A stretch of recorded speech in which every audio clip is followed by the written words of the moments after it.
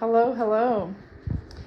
So I was just making some lunch and God gave me this fairly big download. This message here is in regards to if you are on the Kingdom Spouse journey or you have a spouse, like say there's someone out there that they know that you're their other half and they love you, and you know they're your other half and you love them, but you've had people meddling in your relationship on purpose intentionally to cause you two to come separated. As we know, people don't have power over other people in that regard. So God has allowed this separation to happen. And why God has allowed this separation to happen is because either yourself or this other person is not ready yet. They need more time. And so yes, God can supersede our free will and say, oh no, you're ready now. But this, either yourself or this other person has a lot of healing that they still have to do. So say maybe your healing timeline was like 3 years, 5 years. Say maybe this person's healing timeline is like 7 years. You know what I'm saying? So your timeline was shorter than theirs. Maybe you get through things faster, you're stronger, you went through less things, you process things easier, faster, who knows, right? But take this how it resonates. It's either resonates for you or the other person. But the Lord is saying He allowed a separation to occur between you two, not because of what anyone else feels, thinks, or does, but because either yourself wasn't done healing, so therefore you weren't ready.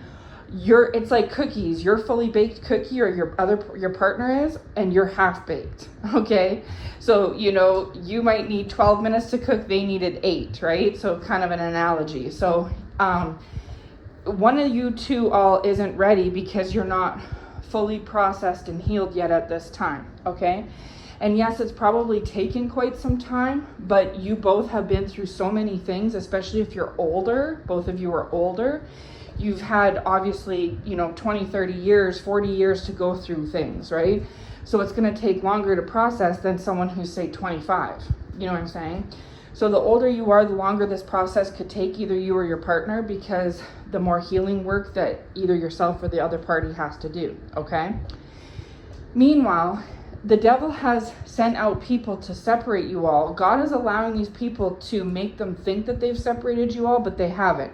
It may look like they were successful, that they successfully separated you all, but in reality, like I just finished saying, I repeat, no person can trump another person. They don't have that authority. Only God can do that. So God will bring people together and separate them. People can't bring people together and they can't separate them. If it looks like they have brought people together and separated them, it's because God gave that situation the green light and allowed it. So these people think that they separated you and then maybe God got on board as if they control God, which is hilarious. But in reality, God separated you all and then these people got on board. They're seeing it backwards. Why that is because God is teaching these people a lesson. He's teaching them a lesson about His glory, and that while they think that they can play God and control outcomes, they think that they can mix these two people together, separate these two people, bring your spouse back with their ex, put you alone, put your spouse alone, whatever it is. They think these people think that go against you and your spouse.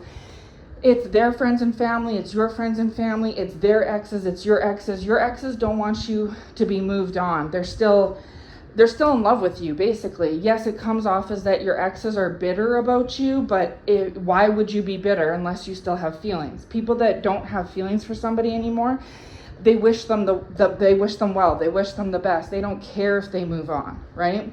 So these people are jealous and envious and bitter at you, and they disguise this as hate. Oh, I just hate my ex. They're this, they're that, they did this, they did that. But God is saying, in reality, think about it. The only time that you as a human being have any ill feelings or ill will against a person, an ex-friend, an ex-partner, ex-family member, is if you feel jaded and jilted, if you're still licking your wounds, if you still have feelings, right?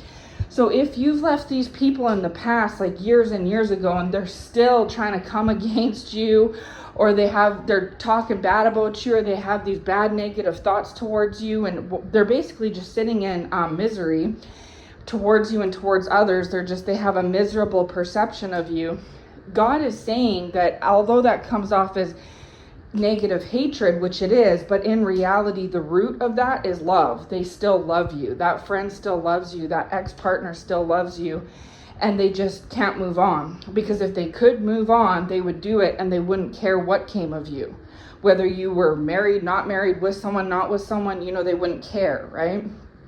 So there's that. Second thing is, you have these people in your life, people with negative, malicious energies towards you because you've cut them off.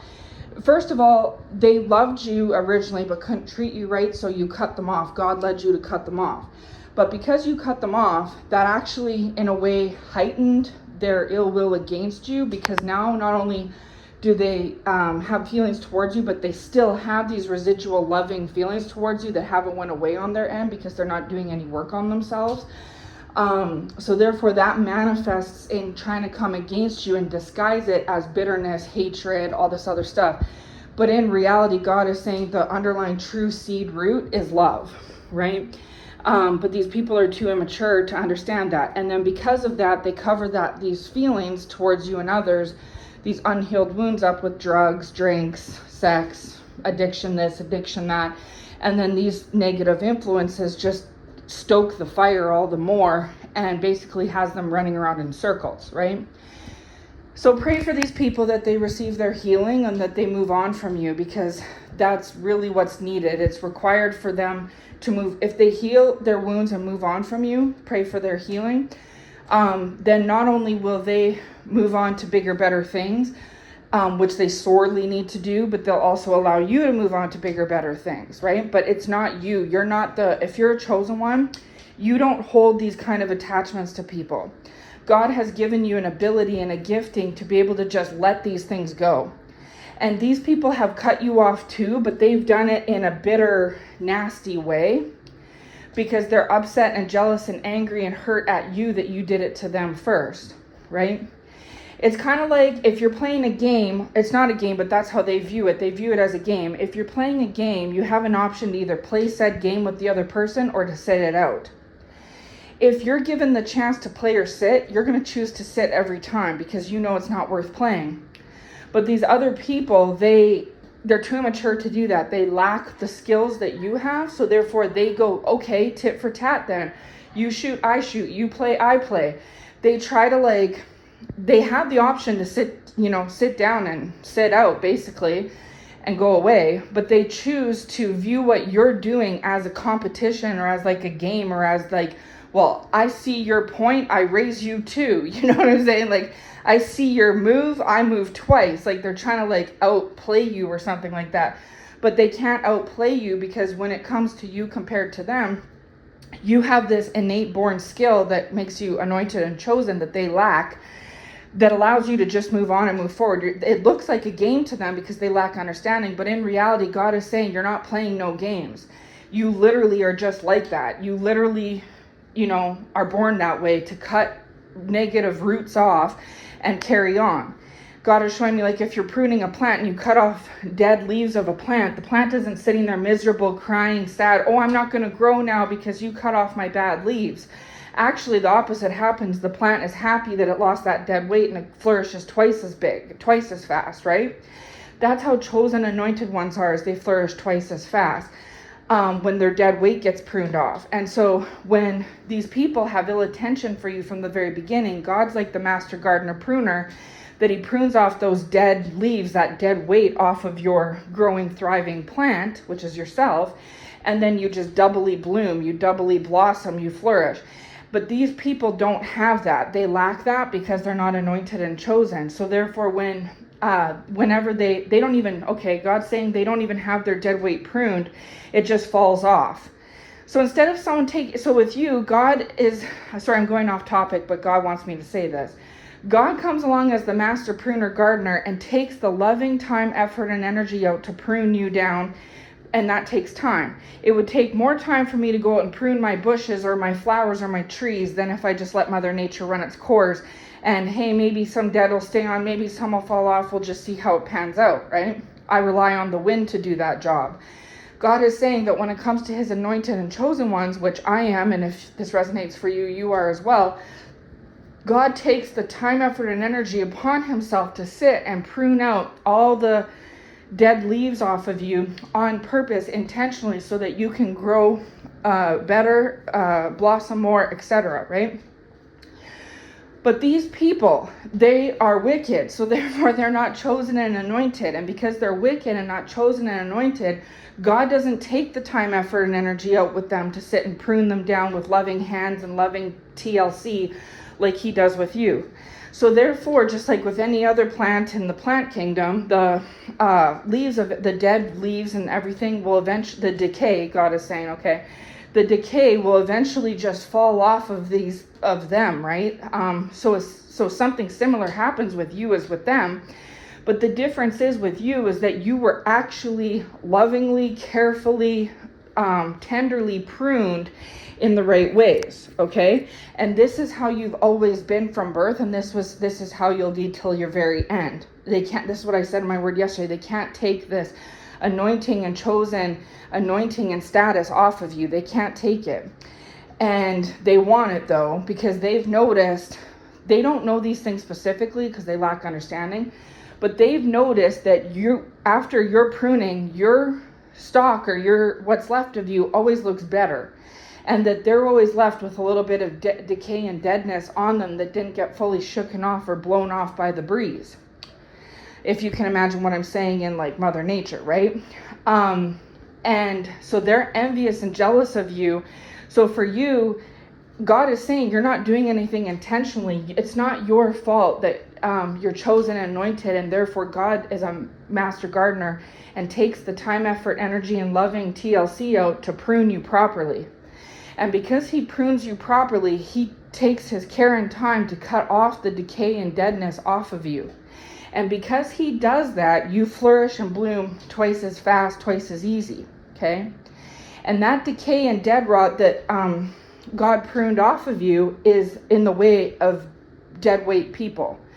Not just people, but situations, circumstances, things like that.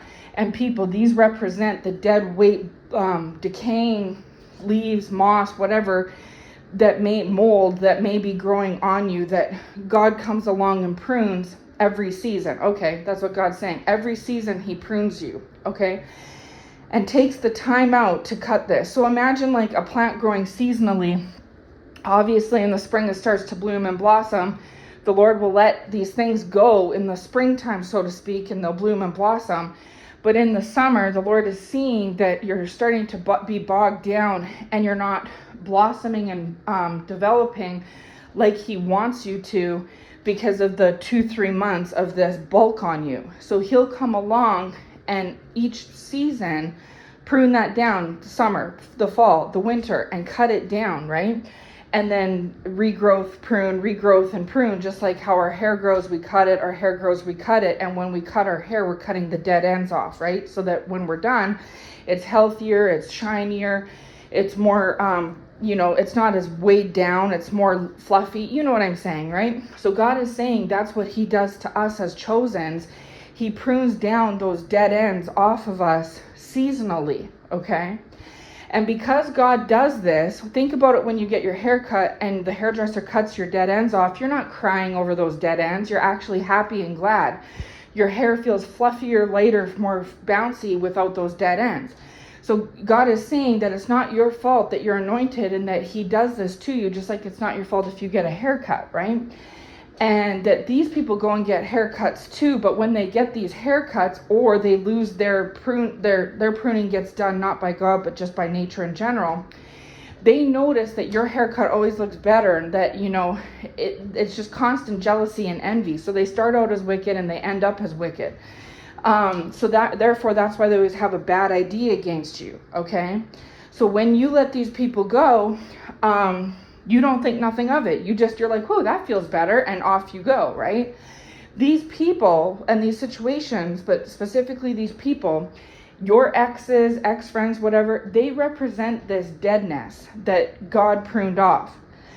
And you don't even look back at it twice. You just, oh, that's better, and off you go. And they feel some sort of a way about that. They don't like how easily you can just wave bye-bye to that and carry on with yourself. So even though they started out as angry, bitter, wicked, which was why they became some dead ends in the first place that needed to be pruned and cut off, once they got pruned and cut off, not by your discretion, but by God's, they then become doubly bitter, doubly wicked, doubly angry, because now they've been cut off, and you just move on to bigger, better. You don't even care that you lost those dead ends, and you actually feel better about it. You feel lighter and more free. All of that is because God is doing that for you. You can't help that. That's not your fault. That's just how you were made, okay? But because they're not like that, that doesn't happen to them in the same fashion as you, because they're not anointed and chosen like you are. They start to feel a type of way all over again, because that doesn't happen for them, and they're upset that that happened for you. So then they turn around that double bitterness and that double anger, and they use that all the more to come against you, which was what they were doing in the first place, which is what got them cut off in the first place. And so anyways, whatever. So I hope you understand what I'm saying here. Thank you, God. He just gave me that revelation. So that there represents these people, okay, from your past. They've been like dead ends cut off your hair, dead ends cut off your stalk, your plant, whatever, your garden, whatever you want to call it. There's so many analogies, but they're the decay and the deadness that you don't need anymore. And God chose. You didn't have a choice in the matter whether you wanted to keep that deadness or not. God chose. He overruled you and chose that, no, this has to go. This has to go. And he took time to do it carefully and properly. That's why you're able to sever ties and move on, and these people can't, because they didn't receive the same care and careful pruning that you received, okay? So because of that, this is going on, or has went on in your life throughout your life since you've been born, because you were born chosen. So whether you've been on this planet for 20 years, 30 years, 40 years, 50 years, 60 years, you've been chosen during your entire lifetime on the planet. So you've dealt with this all along. So it's very easy for you to cut this deadness off and move on and look forward to bigger, better things, because you're feeling better because of that deadness going away, okay? So I hope that makes sense as to why these people feel the way they feel about you, why they act the way they do, and I hope it resonates to them too, to make them understand that it's not your fault. You can't change it if you tried. God is doing this, okay? So anyways, there's these type of dead ends in your spouse's life just like yours, and in your life just like theirs, okay? Because you're healed, you understand these things from a better, deeper perspective. You have like an eagle's eyes perspective. They have more like, I'm trying to think of a bird that doesn't fly, like an ostrich's perspective, okay? So you're both like birds, but you're like an eagle flying up at the top. I think the eagle flies like the highest and has the sharpest vision, can see down to earth the best. I don't know, but your spouse, whether they're male or female, but if this message resonates with you, your spouse is like a flightless bird, an ostrich or a flamingo, something like that, where you were once that flightless bird too, but you've gained your wings and you can fly really high now. And God is working on your spouse to be able to clip their wings and fly that high as well, right? Just like you, okay? So you're getting there. But anyways, so because you're up above, you can see this from a really good perspective. Like you see this very clear. God's given you good clarity, right? In reward for your healing and for what you go through. Your spouse isn't quite there yet. So they're lacking the perspective and understanding that you have. That's why y'all butt heads, okay? But God is saying, so therefore, think now, that was scenario A. Now, with that being said, that falls into part B. Part B is, so all those dead ends that we talked about that you've lost, okay, those represent the people from your past that aren't chosen. So whether that be ex-lovers, ex-partners, ex-friends, certain family members, whatever, right, that fall into that category I just explained. Your spouse has these same dead ends in their life too that have also been pruned off. Those dead ends in your life and in your spouse's life are causing chaos and riffraff in your lives, basically. So your dead ends are trying to manipulate and meddle in your life, whether it be physically or spiritually. And so with your spouse, so that it's a double whammy. It's on both sides, your side and their side, okay? So because they've done all this stuff, they've went and talked about you, they've talked about your spouse, they've treated your spouse badly, they've treated you badly. Your spouse has been abused in various ways, whether it be financially, sexually, verbally, from their dead ends. You also have been abused in your past from your dead ends, whether it be physically, sexually, spiritually, mentally, whatever, okay? You and your spouse may be very different, but you share similarities when it comes to your anointing and God pruning you and these dead ends that have a vendetta against you, and these dead ends have a vendetta against your spouse, okay? These dead ends also have your dead ends have a vendetta against your spouse, and your spouse's dead ends have a vendetta against you too. So God is saying that when you take everything I've just explained for the last 20 minutes, with all that said, that becomes a lot of people trying to come up against you. Say that was 10 dead ends in your life, just say, maybe more, but just say.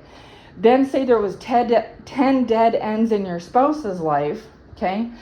That's 20 people. Even if you cut it in half, and it's probably more, but even if you cut that, that's 10 people coming against you and 10 people coming against your spouse, okay? That's 20 people altogether trying to meddle and attack your spouse and you, and cross attack your spouse through you, and cross attack you through your spouse. So this looks like your spouse's exes trying to come against you, your spouse's exes trying to manipulate and meddle with them, your ex is trying to come against you and manipulate and meddle with you, whether it be physically or spiritually, and also your ex is trying to manipulate and meddle with your spouse. Trying to go against them, trying to go against you, trying to go against yourselves, trying to go against you as a couple, whatever it may be, okay? They've been doing this, God is saying, throughout the entire course of your relationship. So if you all have been off and on seeing each other for 10 years, all along, 20 years, all along, 2 years, all along, 6 months, all along. However the duration of y'all's relationship has been, these people have been at work doing this. Whether it be on an actual conscious physical level or a subconscious, like spiritual detached level. It doesn't matter. God is saying these people have been sending you physical attacks and spiritual attacks. They've been slandering you, they've been lying about you, and they've been manipulating people, including your spouse, against you, okay? And also tempting your spouse and you as well. Trying to get you all to go be with other people. Trying to get you all to hate each other. Trying to get you all to go against each other. Trying to get you all to go against God and hate God. You know, all this stuff. But like these people are dead ends. So therefore, even if you go back to your past, there's no fruit there. There's nothing there because God already cut it off and cut it off for a reason. Therefore, you can't go back to it even if you wanted to. And even if you tried, God wouldn't let you. Okay? And vice versa with your spouse. Same thing goes for them. So with all that said, that leads me into part C, the third part, okay? So these people have been trying to go against y'all this entire time, however long it may be. Y'all might be separated at this time or have been separated several times, whatever it may be, and these dead ends know about it in their ways because say, for instance, say your spouse has an ex that doesn't want your spouse, but because they are trying to go against your spouse and go against you, if they catch wind that you're getting with your spouse, they all of a sudden are re-interested, even though they're really not. They pretend to be, they try to tempt your spouse, then they'll turn around and go against you to your spouse and try to say if they find out about you, which they will because they're meddling, they try to go to your spouse and say, oh, don't talk to her, you know what I heard, or they purposely go and seek, like they stalk you out, they find out who you knew from your past. It may be it's a small world we live in, so maybe they know someone who knows your friend or knows your family member or knows you. These people will link up. The one person is against you, they're a dead end, they're mad and angry that you cut them off, so they have a vendetta against you, so they're going out and making up lies about you and talking bad about you. Your partner's or your spouse's ex has a sister that knows this person, or has a friend that knows this person or this other person's brother. You know what I'm saying? Some sort of connection. Then this person goes and lies to the third party. The third party lies to your spouse's ex. that your spouse's ex goes back to your spouse and says, oh, I heard this and this and this, you know what I'm saying? But it was a complete lie. So this is like the type of stuff that they're doing. They're trying to, and then on top of it, they're trying to do witchcraft to make you look bad to your spouse and your spouse to look bad to you. It's all kinds of stuff going on. What God wants you to do at this time, if this message is resonating for you, he wants you to just lay back and lay low, okay? You may know what's going on, and that's fine. Good. It's good you know. But because you know, then you would know to just lay back and lay low. God, you already know what's going on. It's out of your hands.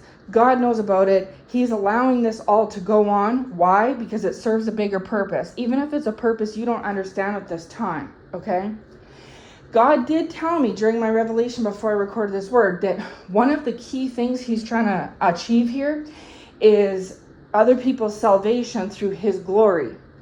Because if all this stuff is going on, he wants to show himself as glorious, as saying, see how I come through? See how I show up? You know what I mean? It's no different than we'll watch a wicked rainstorm, thunderstorm. Skies are dark, everything's blowing, it's a big mess, craziness.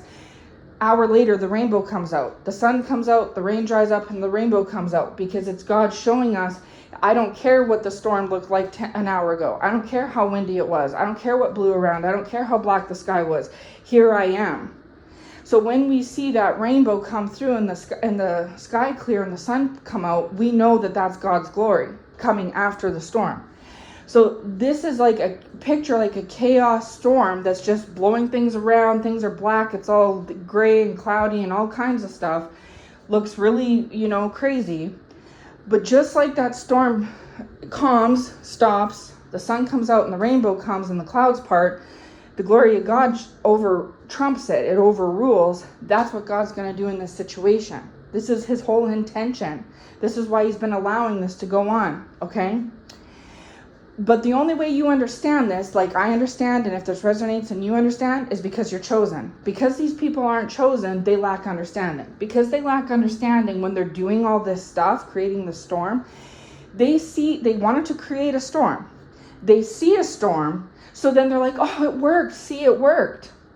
But God is saying he's not only did nothing of what they did work, everything that they see is gratitude to God. It's due to God's glory. God's the one that created everything. And when they see this storm die down and the clouds part and the sun come out and the glory of God's revealed through his rainbow, they're going to know, oh, gee, it was always God. We thought we did that because we thought we were God. We thought we had this power over people, which we don't, to manipulate things, which we can't. But now we see after the effect that it was actually God all along. It wasn't us. It was actually God. Because even though we thought we created the storm successfully, we sure didn't create that rainbow. We sure didn't make the storm calm down. We sure didn't make the clouds part and the sun come out. Do you know what I'm trying to say? So it's always been God. These people have never had any power. They never have. They never will. Not only does God not give us power over other people, authority over other people, but God is definitely not going to give a wicked, dead-end, dead-weight, angry, miserable person any advantage or authority over an anointed, chosen one. It's not going to happen. It's never happened, and it never will happen. Not even in the Bible 2,000 years ago. Not today, not tomorrow, not 2,000 years from today. Anyways, moving on. So it's always been God all along that has been the generator of everything, okay? So because there's a storm, you see it, your spouse sees it, and these people see it, they think that they've achieved something here. But in reality, they haven't, they never have, and they never will. It's always been God giving everything a green light, a check mark, okay? But that's soon going to be coming to an end, and they're going to see it for what it is. But God is saying that even in the midst of this proverbial storm that they're witnessing, that they think that they successfully created for you and your spouse, and your situation, their situation, God is saying they've only received this is what God said they've only received partial results, partial success. That's what God said to me. And I was like, oh, and then he went on to explain. So God said these people, even while they think they've successfully created this storm, they're angry and agitated because they haven't received this, they haven't achieved the high amount of success, like to the degree and the level that they wanted to achieve it. What do I mean? What am I talking about? Okay. So God is saying for example, okay, what they originally wanted was for you to be all alone on your own, to hate your spouse, for your spouse to hate you, for them to sever y'all's connection, and then your spouse to go and get with someone who's going to treat them bad, or to just waste their time sleeping around or fornicating, you know what I'm saying? Just basically go jump into a pit of wickedness and stay there and wallow in it. They wanted you to jump into a pit of despair and a pit of sorrow and sadness, because you're not going to go wallow around with the things your spouse will wallow with, because you're more healed. Like I said, you're the eagle, they're the flightless bird. They have more healing work to do. You've already achieved that. So they know that you're not going to go, falling into addiction pits and sleeping around and all this other past worldly stuff. So instead, because your spouse isn't as healed, they want that for your spouse. But for you, they would be happy and satisfied if they could at least just see you absolutely depressed, down, miserable, sad, because they feel like they've successfully taken something from you, okay? But in reality, you're not depressed, down, forlorn, miserable, sorrowful, and sad. So therefore, they're mad about that, because they're like, wow, we didn't achieve that. We wanted this ego partner, the person that's healed the most, this chosen one, to be absolutely jump into a pit of despair and sorrow and sadness, and they're not. Okay, X for us. That wasn't, mission not achieved. Darn it, X on there. Then they wanted your spouse to be out just not even thinking about you, hating on you, going out living it up, whooping it up. And maybe your spouse is doing that or has done it, but they're seeing that maybe they wanted your spouse to get back with this ex, but this ex and your spouse, they didn't manage to get back together. Ex, oh darn it, failed there. Then they wanted maybe this spouse to go and sleep with a whole bunch of different girls or whatever, for whatever reason. Maybe your spouse only slept with one or two, or maybe didn't at all. Who knows, right? Oh, failed there, ex. Then they wanted you to hate your spouse forever and ever, and they're supposed to hate you forever and ever, but it's been, say, a month or two of separation, and you don't hate your spouse, and your spouse doesn't hate you. Even though y'all are separated, and they're trying to make you miserable, and they're trying to turn your spouse against you and all this other stuff, and make your spouse be with other people, it didn't work out. Your spouse, underneath it all, still has feelings for you, and you still have feelings for them. So, that failed, X. So they wanted to create this big, huge level 10 scenario for you, your spouse, and y'all's relationship.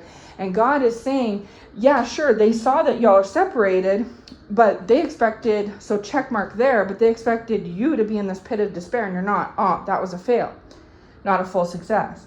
Then they wanted you and your spouse to hate each other, lose your feelings for each other with no hopes to come back together, but that didn't occur. X failed there. So do you know what I'm trying to say? So God is saying that even though they wanted to create a storm for you all, and they did create a storm for you all, because God allowed a storm to be created for you all. These people celebrated when they saw the storm clouds rolling in and were like, oh, we did it. It actually worked. We did it. And they mistakenly thought that their big grand plan was going to come to full fruition, right? Go to the top as they had it planned. But God is saying it didn't. They only ever saw a partial success. So they were expecting a 10 out of 10 storm, and they only saw like maybe a 5 or 6 out of 10. But they still think, because they're fools, that they were successful in all their endeavors. But God is saying, just like with any storm, some storms last for 10 minutes, some storms last for 2 hours, some storms last all day. Sometimes some storms last for a couple days. But eventually, the storm stops, the clouds part, the sun comes out, and so does the rainbow. And God shows his glorious hand every time. That storm doesn't go on forever and ever. It eventually comes to an end, right? And these people are starting to see, because it's all designed this way, God wants them to see, that what they had planned didn't come to the fruition that they thought it did. So now they're confused, because they're like, well, we're confused. We created a storm, but we wanted a level 10 result. We see the storm, so we think we succeeded there, but we only saw a level 5 result. Why did we get, because God's saying, because you only received partial results. He only allowed you to receive a partial success. That's why they're not seeing it to the, panning out to the degree that they anticipated.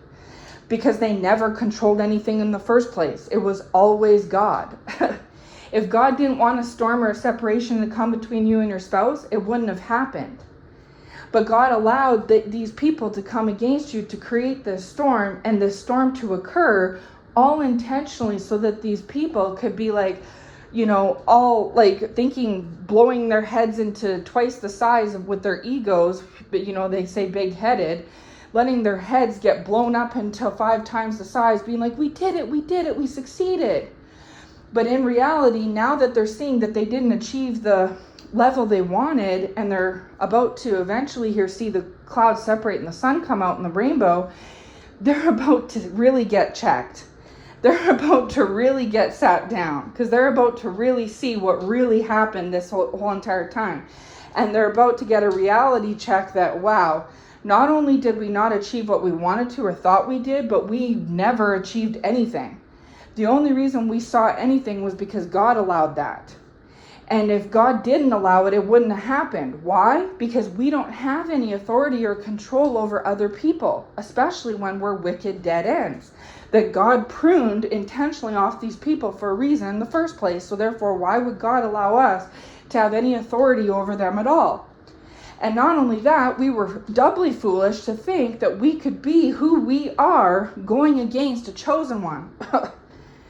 But again, God has to show these things in his own way, because God's God. He does what he does, when he does it, how he wants to do it, why he does it, and to who he wants to do it. That's, we don't ask questions around here.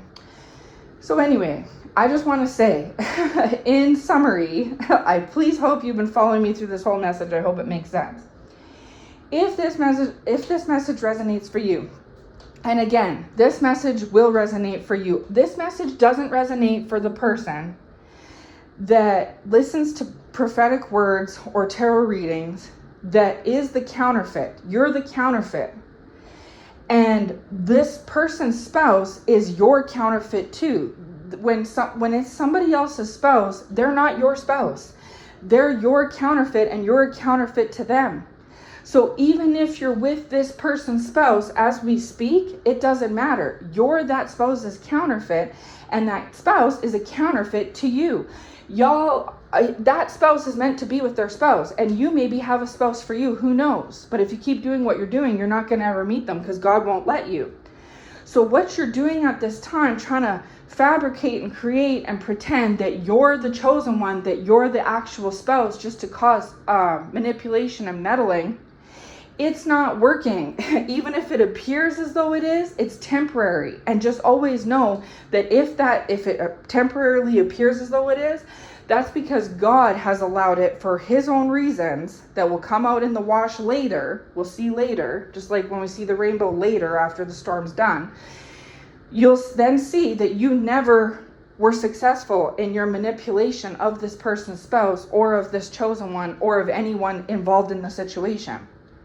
It hasn't changed the fact that God's hands are all over this. They always have been, and they always will be. That you're the counterfeit, and this person's spouse is your counterfeit. Y'all are counterfeits to each other. You're not the real deal, and they're not the real deal for you. So my best advice, if this is you, if you're actually the person on the other side that's represented by one of these parties' dead ends, you're a dead end that the Lord cut off and pruned off of either this one chosen one's life or this other spouse's life. If I were you, I would just take my losses and go away, because as long as you continue to manipulate and meddle, the Lord is going to continue to have you under his wrath. And if it doesn't seem like you're under wrath yet, it's coming.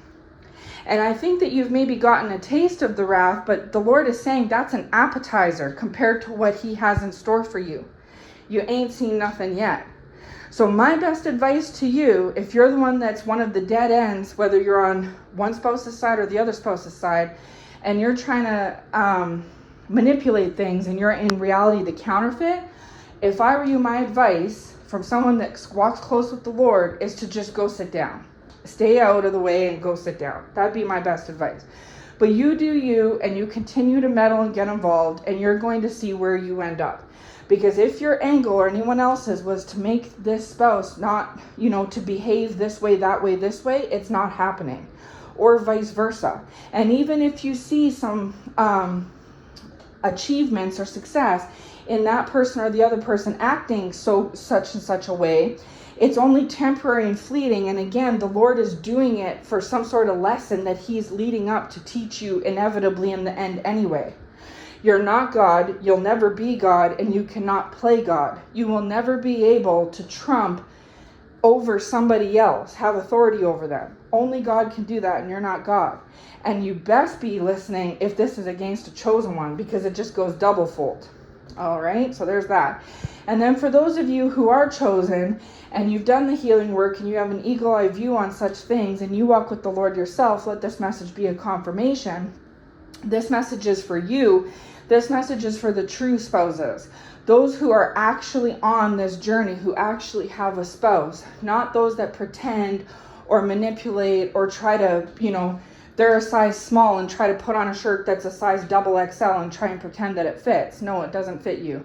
And vice versa. If you're a XXL and you're trying to put on a size small, it doesn't fit you. This is for somebody who this message actually fits, regardless of what, So don't try to make this fit. Don't take it and try to pretend it's for you if it's not.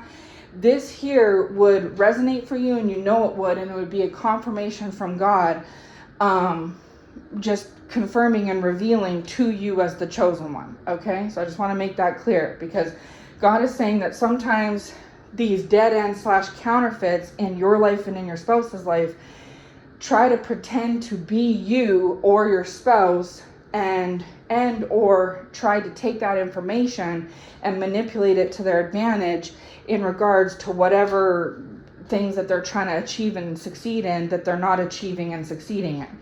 So, you're not fooling anyone. Like, God knows, he sees you, he knows what you're doing, and his eyes are on you at all times. And the chosen ones know what you're doing as well. So, with that being said, I'm going to cut this message short. I'm going to let this go now. And if I receive any more revelation on this topic, I will be back with that revelation and that confirmation.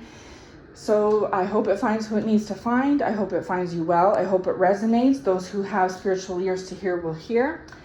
And I hope it blesses you. Take care, and God bless.